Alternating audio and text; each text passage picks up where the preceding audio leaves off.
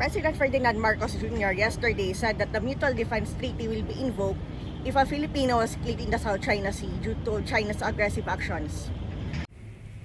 During the question and answer portion of the 2024 ISSS Shangri-La Dialogue here, Marcos was asked about the possible factors for the Philippines and the United States to invoke and use the Mutual Defense Treaty.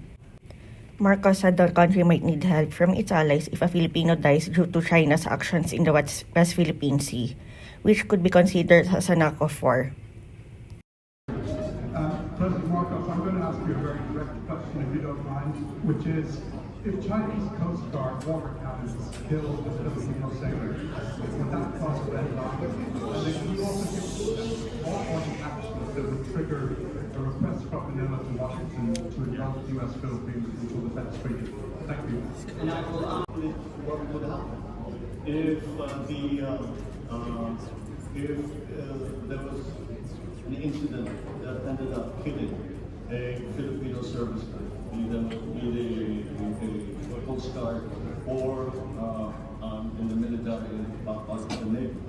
Well, that would be that would certainly increase the level of response. And if by a willful act on a Filipino, not only servicemen, but even a Filipino citizen, by a relative, if a Filipino citizen is killed by a willful act, that is, I think, very, very close to what we define as an act of war, and therefore we will respond accordingly.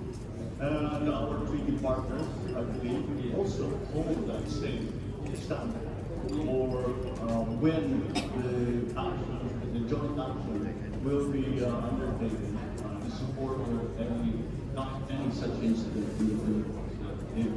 Once we already have suffered injury, but thank God we have not yet gotten to the point where any of our participants, civilian or otherwise, have been killed. But once we get to that point, that is certainly, we would have crossed the movie. Certainly crossed the movie. Is that a red line? Almost certainly it's not.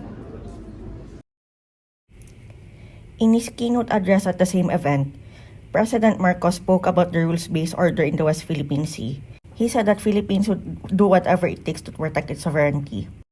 Contrast to assertive actions aimed to propagate excessive and baseless claims of force, intimidation, and deception.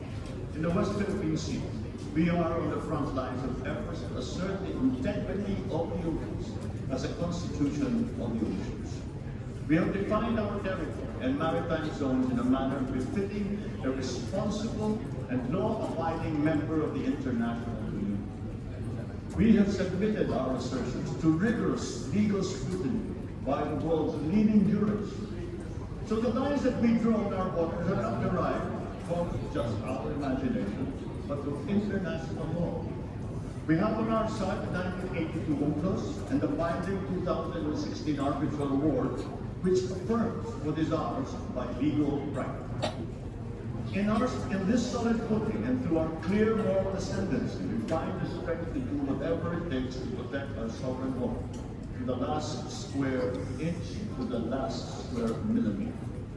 The life-giving waters of the West Philippine Sea flow in the blood of every Filipino. We cannot allow anyone to detach it from the totality of the maritime domain that renders our nation whole.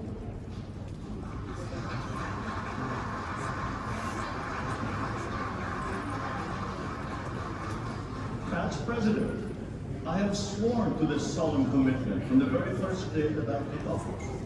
I do not intend to yield. Filipinos do not. This is Tiziana Piatos reporting from Singapore.